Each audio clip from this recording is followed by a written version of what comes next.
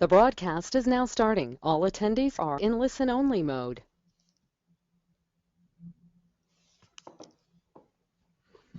Good afternoon, good morning, and good evening for all of the attendees on the call. I know we have a whole bunch of different individuals, many growth enabler clients, and some who haven't experienced our value and services yet, dialing in from the UK, from India, and from the States, I believe. So welcome on this call. The purpose of the call over the next 45 minutes or so is to give you all the knowledge and insight possible around building what we call the business model canvas, which in effect is a business model plan or a template that allows you to further your business and get a really good understanding of where you are today, so you can build out a strong strategy and a plan that will deliver some exceptional results. So Lars Villebeck, who is my partner, is going to be running this call. I am Aftab Malhotra, as you guys probably know. The purpose of this session really is, captured in the 4 points on the slide. The first is really, this entire session will be about trying to help you spot what we call the undecided strategies, the aspects of your business model that you haven't thought about or are stuck with. The next piece is about testing your canvas against business and personal metrics, and Lars will spend a little bit of time describing what we mean by personal and business metrics. And these are metrics that help you, get a really good sense of the key indicators that will take your business in a direction that you are desperately wanting to achieve or have dreamt of. The third area is about doing stuff. So we're going to give you a template and a model that you can deploy pretty much instantly. It'll come to you after this webinar. And finally, when we talk about documents and we talk about creating stuff, many people have a misconception that when you create something and you put it together and it just becomes shelfware. And the difference between what we're going to share with you today and everything else you may have done in the past is that this document will stay alive. It'll be intuitive. It'll be a critical part of your strategy, your plan, and your execution in your business. And you'll be using it on a regular and consistent basis. So let's move on to describing who we are very quickly. Next slide, please. Now, Growth Enabler fundamentally, as you guys know, is pretty much committed to empowering and inspiring startups, entrepreneurs, and SMBs so they can go off and make some tough decisions and do them in the right way, and do that using insights and knowledge that is provided by Growth Enabler.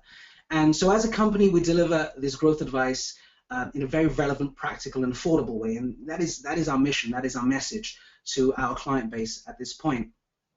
We've turned this entire model into a step-by-step process that really ensures you as a client, you as a startup, you as a business are able to grow and succeed, and ensure that any blockers that are stopping you from growing are removed as quickly as possible. Our methods and our techniques are time-tested. We've been deploying a ton of these techniques throughout our careers in various large blue-chip companies, and we're bringing all of that knowledge, all of that learning. In fact, a lot of the failures and the successes, we're putting it together into lessons learned that we're going to be sharing with you to help you fast forward and fast track your success. We've done a ton of research in trying to really understand what startups, what SMBs, and what entrepreneurs or ideators really seek. We've done extensive surveys, qualitative and quantitative, with a whole bunch of different individuals across 3 different continents, and we've come to the conclusion that no matter who you are, where you sit, you have to make decisions in relation to your business that will help you to move that business forward and grow it. We've identified 12 critical decisions that we believe are fundamental to your success path. Anything from creating smart business models all the way down to measuring your personal growth and your business growth to perhaps even creating amazing products. Each one of these decision areas has a heap of content, great growth advisors, knowledge, that we share with you as part of being a member or a client at Growth Enabler. And today, the big focus is going to be on creating smart business models, and a subset of that is the business model canvas. So I'm going to now hand it over to my esteemed colleague, Lars Villebeck, who will take you through the step-by-step process on, how you can create your business model canvas, how you can refine it, how you can use it as an iterative document, document that's constantly alive, and will get you the results you so seek in your business. So, Lars, over to you. Thank you very much, Aftab, and hi everyone. As Aftab mentioned, today we are working on the Create Smart Business Model series, and we'll be focusing on sharing some practical and straightforward actions that you can implement right away in your own business. So it will help you to get more value out of your business model canvas and show you how you can make this document really the most important business document you have. So by today, most of you have completed the design of your first business model, and others of you are working on a first draft right now. But regardless of your current stage, you will still find this webinar relevant when you work on reviewing and improving your business models to make them unique and differentiated, scalable, and value-adding. But just to get us all on the same page before we begin, I want to give you a quick summary of what the business model canvas is all about. So a business model answers questions like, how do you create and deliver and harness value, and how do you make money? An organization's business model can be described with 9 basic building blocks in a one-page overview, which is what we refer to as a business model canvas. It helps you to map and discuss and design your business model. And that's useful in any business conversation where you have to describe your business model to anyone, to clients, to investors, to new team members, or any other stakeholder in your business. So many have really different perceptions of what a business model is, and that explains, I believe, why it's so incredibly difficult for many to explain the business models to others. And the business model canvas that you see on your screen now has been accepted in startup and investor circles all over the world. And that makes it a good common platform and language for communication and for discussing business models.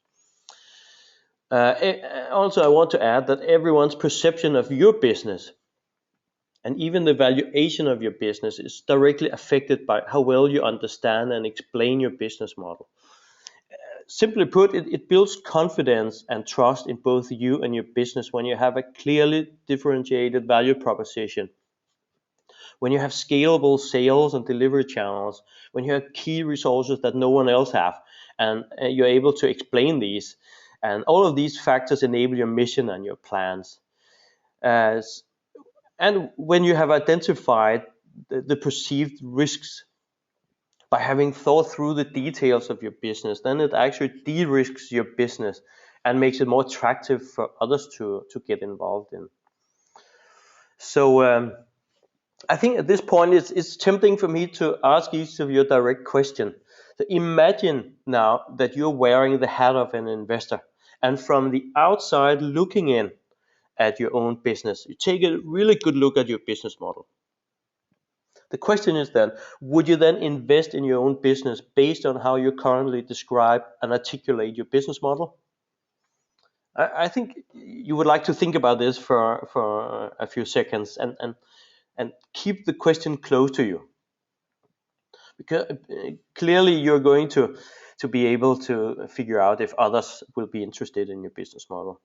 So during our work in Growth Enabler, we see quite many startups that are out early on to meet with angel investors and sometimes even institutional investors. And even before the canvas work is completed, they're out of the box, out looking for money. And that is one of several key reasons why so many find it difficult to get investors on board, but also to get others to buy into what you're doing.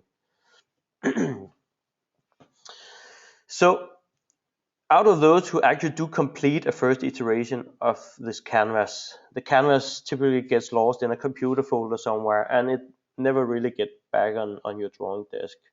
And when that's the case, then typically the business model is not really understood by the team working on it, and it's not clear how the models are going to be tested and validated by.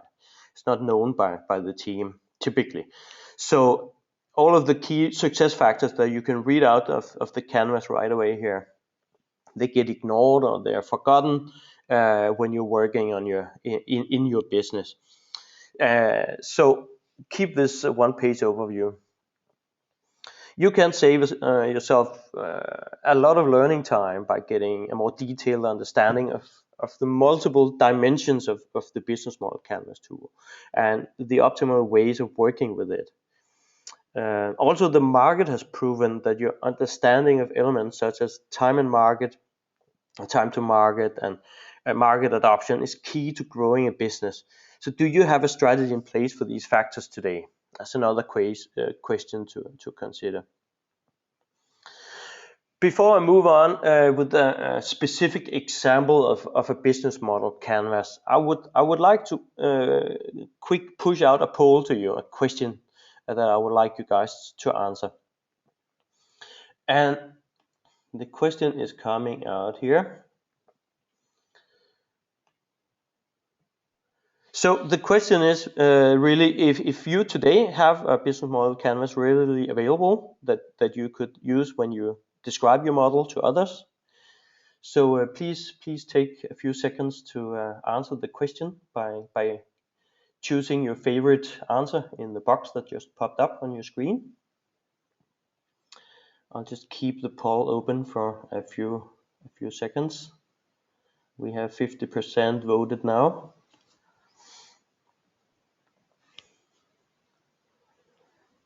I can say that we almost have all votes now, and so far no one has a bulletproof business model canvas, and that's very normal. All right, any more votes before I close the poll? Okay, we have one bulletproof canvas out there, so well done, mate, whoever it is. Okay. So I'm closing the poll now, and we'll carry on. So thank you very much for the answers. So the next 20 minutes or so is going to contain all the practical learnings that we could possibly squeeze into this webinar. Learnings based on our own desire to improve the tools we work with, but also the feedback we get from startups and well-established businesses that we have taken through this canvas process until today.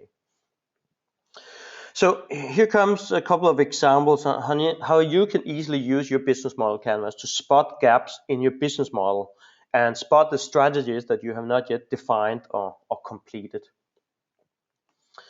So as you see here still on your screen, here's the business model canvas itself, and this is today the canvas of a startup that we are calling Life Changing Apps Limited. These guys currently work on an app that's going to change the life for the better, I presume, for the users who purchase the app.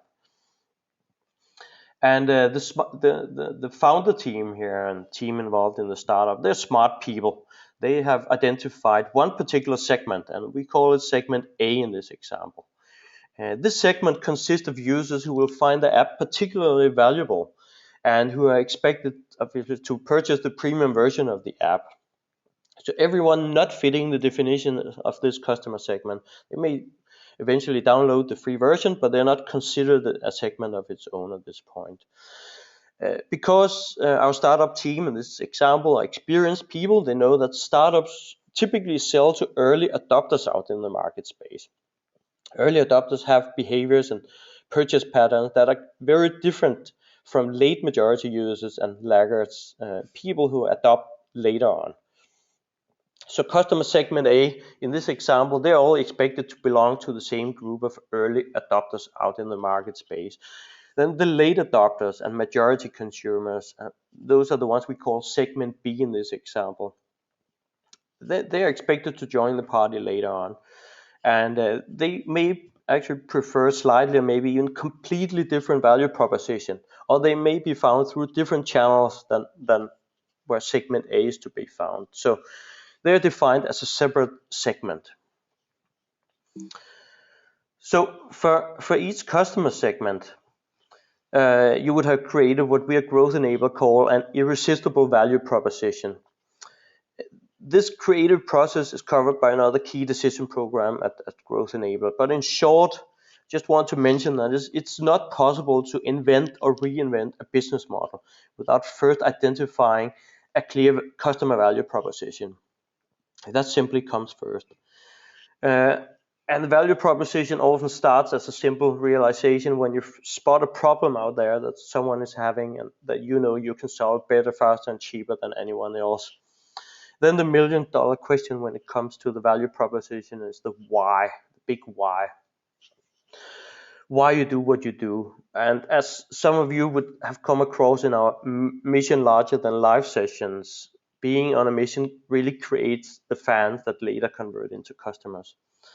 So the life-changing apps team here, they're doing a good job by creating the value proposition, make sure it links strongly to the mission they're on, and the why is then answered. This team also takes then the next step to answer if the problem they try to solve is actually worth solving. So in the key activities section of the canvas you're looking at here, they list all the significant activities required to solve the problem in the way described by the value proposition. One of these activities is a problem solution fit analysis, which you see on the chart here. Another activity they can add to the list is the product market fit. Let's see if I can bring it up here. Yeah.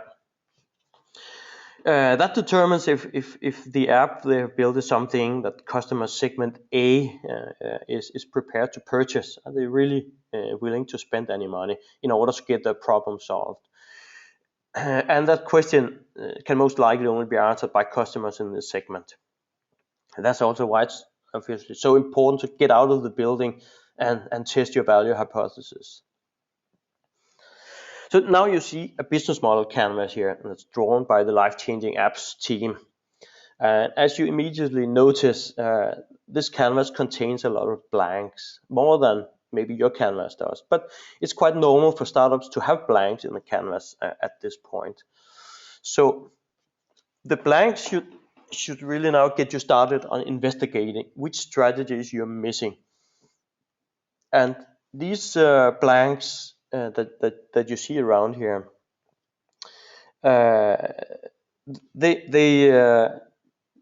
that's where you need to apply your focus. And I will apply my laser focus on the key partner section today, which is on the left of the screen here. It's blank in this case. It could be weak, so whatever you have actually written in this box should be challenged.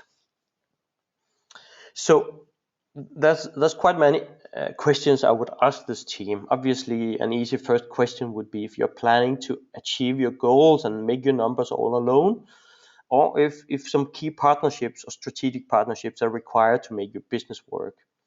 If that's the case, then now you can start working on a partner strategy and get it into your canvas. So in this case, the team quickly put together a list of known players in the space that could potentially play a partner role for this business. And now, well, the box is populated, it's no longer left blank, but is that really the way partnership strategies get established?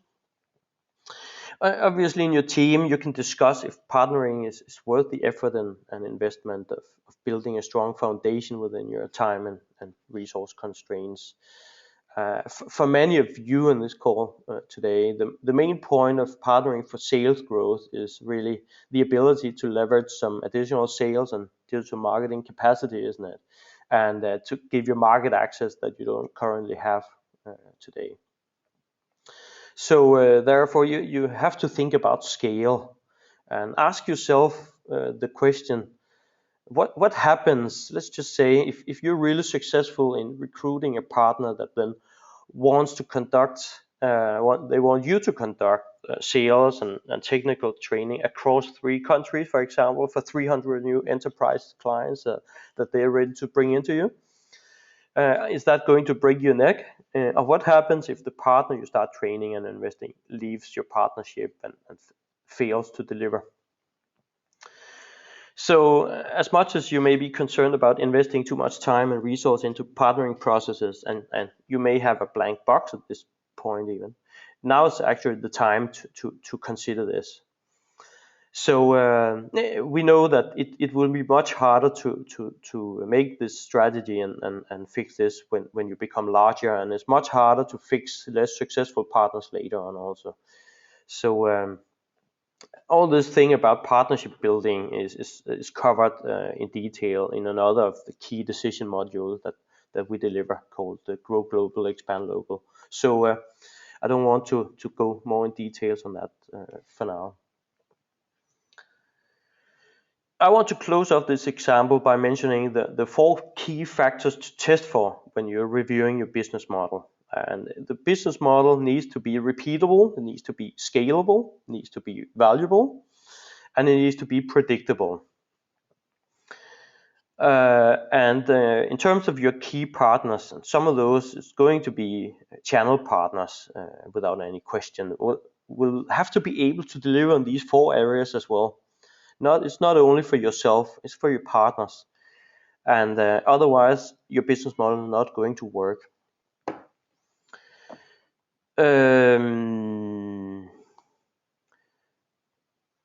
Sorry about that. I was just trying to get this slide to work here.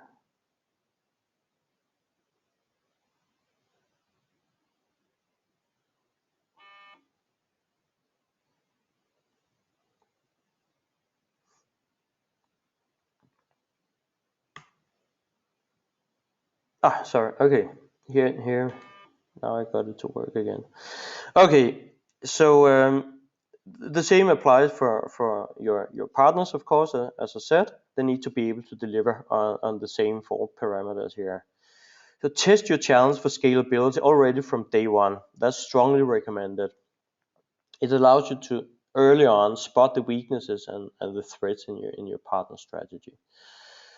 So look for blank spaces in your canvas, but you must also ask yourself what I think is most challenging questions you can come up with regarding each bullet in your canvas, and how they link to the rest of the canvas and how they mutually support or maybe limit your strategies. If you cannot think of any challenging questions, let us do the poking for you. That's not an issue. All right. Another piece of practical advice here when you're working on the canvas is that for each customer segment, you should be building a separate business model canvas. And that's not really how the tool was designed. But this approach gives you a much more clean canvas where it's much easier to spot the gaps and the undecided strategies that needs to be taken care of. So that should be easy to do. Let's move on to a second example that I have prepared for you today here, which is about measuring the success of our business, which we still call Life Changing Apps Limited. So this time we are basing the canvas on segment B, and our team have now built a separate business model canvas for the segment, as suggested in the previous example. And most of the sections have been populated here, and then the big question pops up. How do we measure if and when we're successful on our mission? The team knows, in this case, that one of the keys to startup success and to success in any size of business is achieving real focus and having the discipline to maintain it. And if there's one thing I want you to take away today and consider adopting, it is the discipline of the one metric that matters. So first of all, what do I really mean by a metric? I want you to see your metrics as the bar for how high you need to aim on the single one right thing you focus on at the right time with the right mindset. Or another way to put it is the measurement of the single thing that's incredibly important for the stage or the step you're currently working through in your business. So back to the life-changing apps team here, they're not looking to define a lot of different metrics. They would rather focus on deciding on the single most important metric for them. It may be a traditional metric such as conversion rate for website or app users, or it could be a personal performance metric, or it could be both. And as the performance of the team contribute to the bigger part of the business results, it actually makes perfect sense to define personal performance metrics, which is a topic we cover at Growth Enabler as well. Now our team have defined the one metric that matters and have written it in the section called Key Resources in the business model canvas. That's where the metrics are displayed. At later stages, which can be tomorrow or next week or next month, the metric can be changed, of course, by the team, and that would trigger an update of this business model canvas. In our case here, the team was bootstrapping, so they had limited cash to actually carry out their plans. I don't know if you recognize that kind of scenario, but that's the case in this example. And for the same reason, the runway was probably short. And even worse than that, they did not really know exactly how much time they could afford to continue working on this pre-revenue business. So they decided to define a metric that showed a weekly green or yellow or red status. Let's call it a smiley. Depending on where they were, if they were ahead of their key activity plan or if they lost some valuable time for whatever reason. So if problems happened and that caused delay, then they might miss an important milestone. That could be a product launch, it could be a seed round of capital raise to be able to proceed to the next milestone or so on. So it was quite critical for them to understand if they were on track on the planned activities. So during the work with the metrics here, they realized that they had to have very clearly defined milestones and respect these. They realized that the when question started to become important now.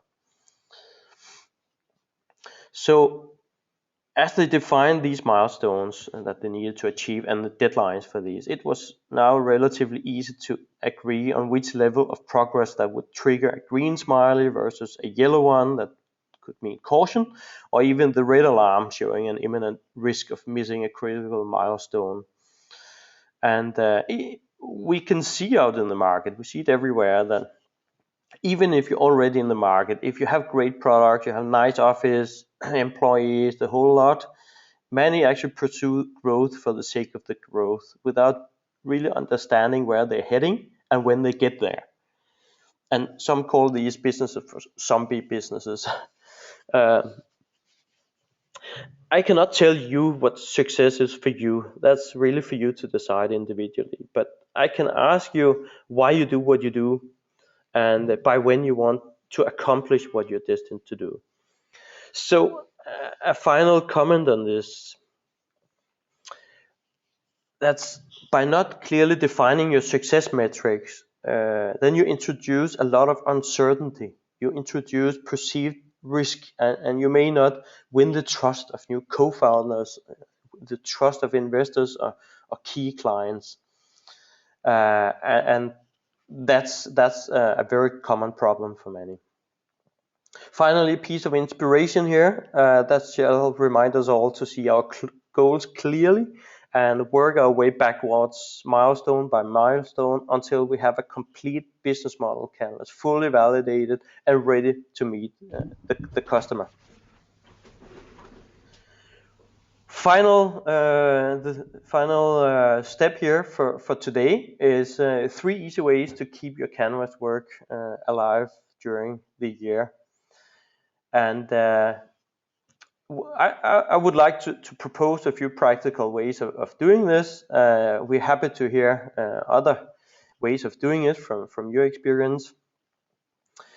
One thing I like to do personally is when I've done an update of my business model canvas, then I'll do a screen dump of it. It could be a photo if it's on paper, but usually it's digital today. So do a screen dump of it and stick it into your business plan, stick it into your investor pitch deck, and in all your business documents where it can help you to explain the high level view of your business. Then you come across it frequently, and that will, from a practical perspective, remind you to get it updated. As we have seen in the examples today, an update will be needed frequently. And another practical way to remind yourself about updating this document is you stick it in your calendar as a monthly review, depending on how often you want to do it. And another thing I like to do is keep the canvas image on your smartphone or tablet, whatever you use that you have close by, nearby in most of the time, and use that image actively when you explain your business model to others. All right, we have actually been through the 3 steps of practical advice on how to work on the business model canvas, and I just want to summarize here what I believe are the most important key takeaways from the session today. Make sure that you challenge the white spaces in your canvas, and keep testing for repeatability, for scalability, for value, for predictability in your business model. The next thing I wanted to highlight is build and maintain one business model canvas for each customer segment. That keeps it really clear and it gives you a good overview of what's going on in your business. Keep testing also that your channels and your partnerships can deliver the same scalability, repeatability, and predictability that you need to do yourself. Otherwise, you will not be going anywhere. And everybody really needs partnerships and activities and value proposition and everything else you've seen on the canvas. So leave no white spaces in there. Make sure that you have been working through each of these 9 sections in detail, discussing it with your team, getting someone from outside to look at it and reflect on it and challenge it for you, at least before your customers do. And also about metrics. Without metrics and deadlines, and that's the when question, you really don't know where you're going, and you don't know when you arrive, and that doesn't build confidence in you at all. And the one metric that matters can be a financial one, it can be a personal performance one, or some other type of metric. But typically, as everybody who's been involved in business before, the financial metrics typically show you your personal performance as well. But you have different types and you will change between different metrics over time, but keep focusing on the single one metric that matters for the time being. A last key takeaway here is, take a snapshot of your business model canvas and keep it on your phone. Keep bringing it out of the building when you meet someone, and use it to share what your business model looks like when you're discussing partnerships and so on. All right, so at the beginning of the webinar today here, I asked you to look at your business wearing the hat of an investor, and with the practical approach to business model canvas that I've presented today. So I'm interested to know if that would help you to make an easier investment decision in your business. If the answer is yes, then you may come back to watch this recorded webinar again sometime soon, which you're able to do. So you can replicate the actions that are shared today. You're going to receive a link by email to the recorded webinar. And in a moment, we're going to take questions from all of you. Questions related to business model canvassing and the materials I presented today. And before we get there, I just want to mention that in the GoToWebinar control box or dashboard that you have on your screen, you're now able to start posting questions to us. Please do so. Please write your questions there. You can also tweet questions to @GrowthEnabler if you want to do that. Before we take a look at your questions, I would like now again to push out a quick poll to you to learn how many of you who now feel better prepared to finalize your business model canvas. We had someone on the call who nailed it. Everybody else seems to understand that they probably need to have a second look and a third look and so on at the canvas and keep improving it. So I'm going to now launch the second and the last poll for today. And it should be popping up in your screen now to see if you're an investor, are you now ready to invest in your business? Do you think you are ready to go work with your canvas? Please let us know how you feel at this point. So you should see the votes coming in now.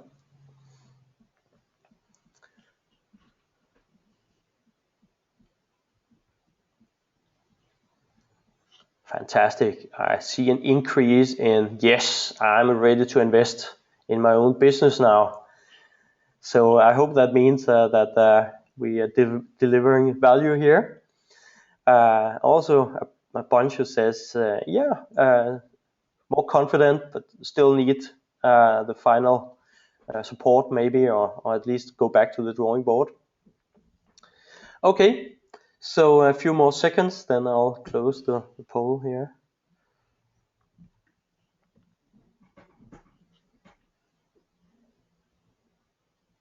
Okay, so I'm closing up now. So thank you very much. We have close to 40% ready to invest in their own business now. That's a pretty good result, I would say. So thank you very much for your feedback. All right. So before we jump to the questions that I hope you will be writing to us, and I just want to remind everybody that you are all free to post questions now in the question box at the GoToWebinar panel. So please do so if you have any questions.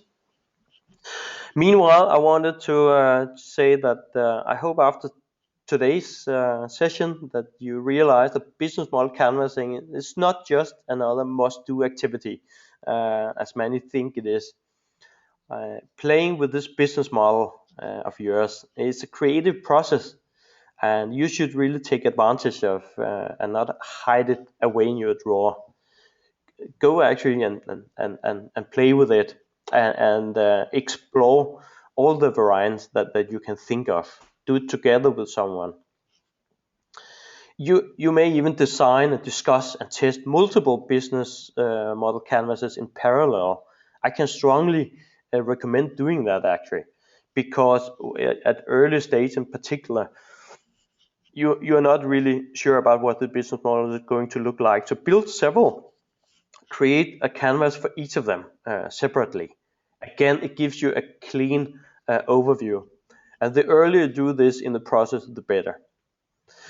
Okay, so the time has come to put myself on pause and open up for Q&As, and we'll see if we are getting some questions in. Lars, we have a question that's come through. Maybe you can answer it for us. So the question really is, how detailed should the business model canvas really be, or any other sort of business model document? Right. That's a really good question. Let me just bring up an example like this, for example, so we can see it in front of us here. So obviously, below each of these 9 segments of boxes that you see in the canvas here, there's a lot of information, there's a lot of business going on, there's a lot of decision making happening that you would maintain and describe in other documents. This is a high-level perspective. This is the one-page overview of your entire business. So you gotta keep it simple, you gotta keep it in headlines, but you need to be accurate. You need to nail your value proposition here. And as many of you would know, a simple value proposition is a good value proposition very often. So if you have a very complicated and long value proposition that doesn't fit in here, then it's probably time to challenge the value proposition and not challenge the canvas. So keep it simple, keep it spot on, keep it at an overview level. So you maintain a one pager and not a 3 or 5 pager, and keep it as I said, spot on. So you hit the head on the nail here, and make it understandable for others when they see it. You will be there to explain it in most cases, or your co-founder as well. But keep it simple, keep it at an overview level, and make sure that every important decision about each of these segments is represented on the canvas. So if you have multiple value propositions to a customer segment, you have several bullets here. If you only have one, that's probably a good thing. Then you only have one bullet, which means it's simple and it will not look of much, but it will maybe have taken you half a year to actually nail that value proposition. Does that answer the question, Aftab? Yeah, I think so. We'll get some feedback from the private message. There's another question that's come through, and before I ask that question, if you wouldn't mind, I'll add to your answer to that earlier question around the detail. Let me just share a perspective of an investor. So at Growth Enabler, we invest in companies as well as advising companies, and we work with a whole set of different investors, institutional, individual investors, high net worths, and so on. And there are three very important criteria that any investor looks at when investing in a business at early stage. You might want to write these down, and these are very, very important for you to remember as a startup or an SMB. The first one is how compelling and how robust, how strong is the business model of the business. And the business model encompasses all of these things that are being discussed, and Lars has shared with you all of the 9 boxes that we've talked about. So how strong and how compelling is that business model? That's the first thing you look at as an investor. The second thing you look at is whether the business and the value proposition has been tested. Do you have a proof of concept? Do you have a pilot? Have you made any money out of this idea? Or is this still an idea? Have you got qualitative or quantitative research saying actually this idea does work? That is a critical part of an investor's decision criteria and defines whether the risk is high, medium, or low. The third area, again, a critical area, is really the strength of the team and people. In later sessions that we run for you in webinars, we will talk about the idea and the concept and how you can actually build a very, very strong team so you can convince any investor and influence any investor to find your business attractive and compelling. So those are the 3 important things. I'll repeat them if you haven't got them written down. Compelling business model is the first thing an investor looks at. How compelling is your business model? Second thing is, have you proven or tested this concept? Have you got a pilot to say, yes, this works? And third one is the quality and strength of your team. Great add-on. The next question, yeah, thanks, no worries. The next question that's come through, I'm conscious of time, so I'm asking all of them as quickly as possible, Lars, is can we have a real business model canvas example completed by a startup? So I guess you might want to share one at some point. So Lars, over to you. Well, yes and no, subject to, of course, that an existing startup approves that their business model canvas is being shared. Obviously, everything shared with us is being treated confidentially. So we are not going today to show a real business model canvas that was filled in by a startup. But having said that, I mean, building an example or finding a startup who would be willing to share their business model canvas is absolutely possible.